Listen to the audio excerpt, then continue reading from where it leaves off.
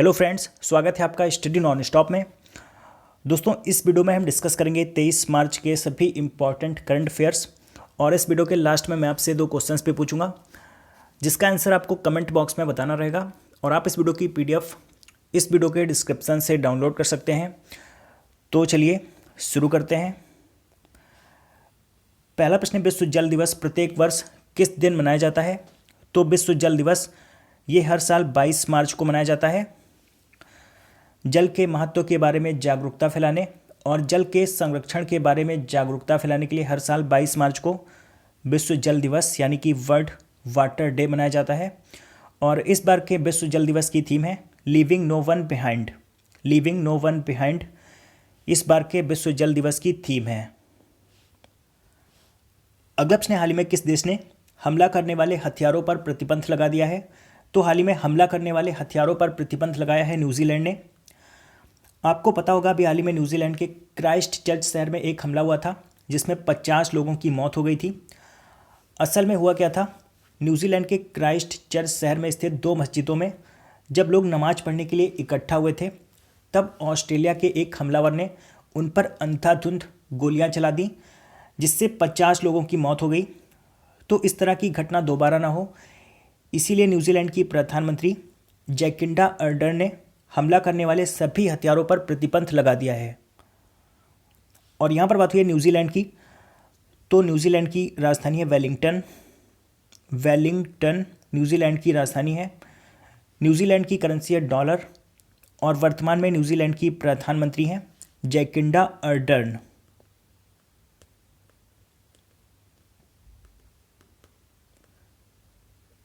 Jacinda Ardern New Zealand की प्रधानमंत्री हैं। अगला प्रश्न, स्पेशल ओलंपिक खेल 2021 कहाँ आयोजित किए जाएंगे?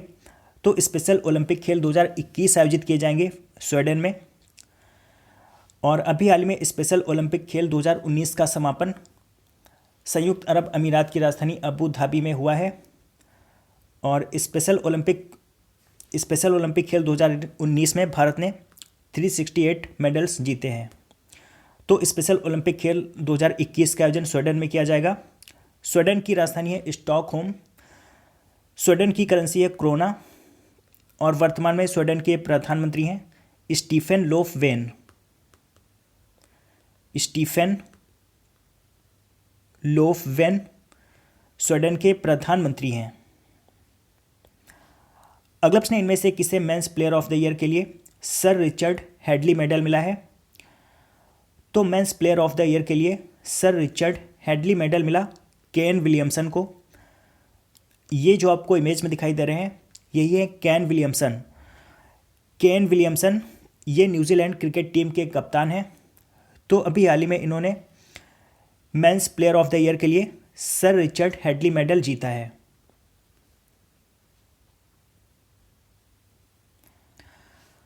अगला प्रश्न, इनमें से किसे विज्ञान और आध्यात्मिकता के सम्मिश्रण के कार्य के लिए टेम्पलेटन पुरस्कार 2019 दिया गया?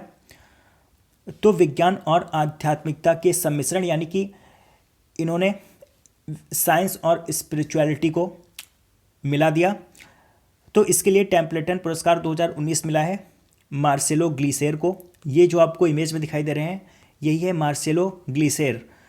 और ये ब्राज़ील के एक भौतिक विज्ञानी हैं। तो इन्हें विज्ञान और आध्यात्मिकता के सम्मिश्रण के कार्य के लिए टेम्पलेटन पुरस्कार 2019 मिला है। अगला प्रश्न, शराबबंदी को लागू करने के लिए कहाँ की विधानसभा ने एक विधेयक पारित किया है? तो शराबबंदी को लागू करने के लिए मिजोरम की विधानसभा ने हाल ही में एक विधेयक पारित किया है। और यहाँ पर बात हुई है मिजोरम की, तो मैं थोड़ा सा आपको मिजोरम के बारे में बता देता हूँ। मिजोरम की स्थापना हुई थी 20 फरवरी 1987 को। मिजोरम की राजधानी है आइजोल। मिजोरम के मुख्यमंत्री हैं जोरमथंगा। मिजोरम के वर्तमान में राज्यपाल हैं जगदीश मुखी। और इनको मिजोरम के राज्यपाल का अतिरिक्त प्रभार मिला हुआ है। जगदीश मुखी ये असम के राज्यपाल हैं और इनको मिजोरम के राज्यपाल का अतिरिक्त प्रभार मिला हुआ है। मिजोरम के प्रमुख राष्ट्रीय पार्क हैं मर्लिन नेशनल पार्क और फवांग पुई ब्लू माउंटेन नेशनल पार्क। अगब्स ने हक्कू शाह का हाल ही में निधन हो गया, वे क्या थे? तो हक्कू शाह ये एक कलाकार थे, आदिवासी और लोक कला के विषयों के लिए प्रसिद्ध ये एक भारतीय कलाकार थे हक्कू शाह।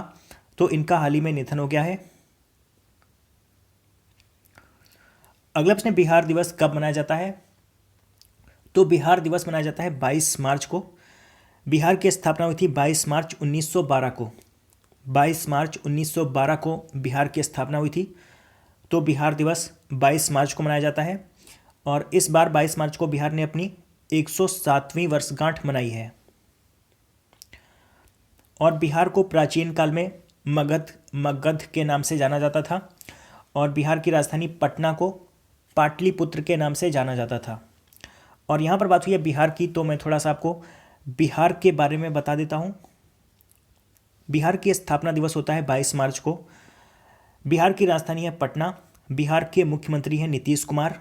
बिहार के राज्यपाल हैं लालजी टंडन। बिहार के प्रमुख लोक नृत्य हैं छऊ, विदेसिया, जाट जटिन और कजरी। बिहार में राष्ट्रीय पार्क है वाल्मीकि राष्ट्रीय पार्क। और आपको बता दूं कि बिहार में सिर्फ एक ही राष्ट्रीय पार्क है, वाल्मीकि राष्ट्रीय पार्क। बिहार में जिले हैं 38 जिले। बिहार में लोकसभा सीट है 40 और राज्यसभा सीट है 16।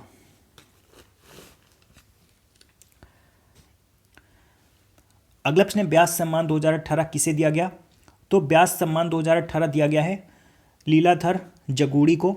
ये जो आपको इमेज में दिखाई दे रहे हैं यही है लीलाधर जगूड़ी और ये एक हिंदी लेखक हैं और इनका एक कविता संग्रह है जितने लोग उतने प्रेम। इनका एक कविता संग्रह है जितने लोग उतने प्रेम, उसी के लिए इन्हें व्यास सम्मान 2018 दिया गया है। व्यास सम्मान भारतीय साहित्य के लिए दिया जाने वाला ज्ञानपीठ पुरस्कार के बाद दूसरा सबसे बड़ा साहित्य सम्मान है और इस पुरस्कार की शुरुआत 1991 में के बिड़ला फाउंडेशन द्वारा की गई थी और इस पुरस्कार के तहत 4 लाख रुपए दिए जाते हैं। तो व्यास सम्मान 2018 ये दिया जाएगा, ये दिया गया है लीलाधर जगूड़ी को, इनके कविता संग्रह जितने लोग उतने प्रेम के लिए। अगलप्स ने स्पेशल ओलंपिक गेम्स 2019 में भारत ने कुल कितने पदक जीते हैं?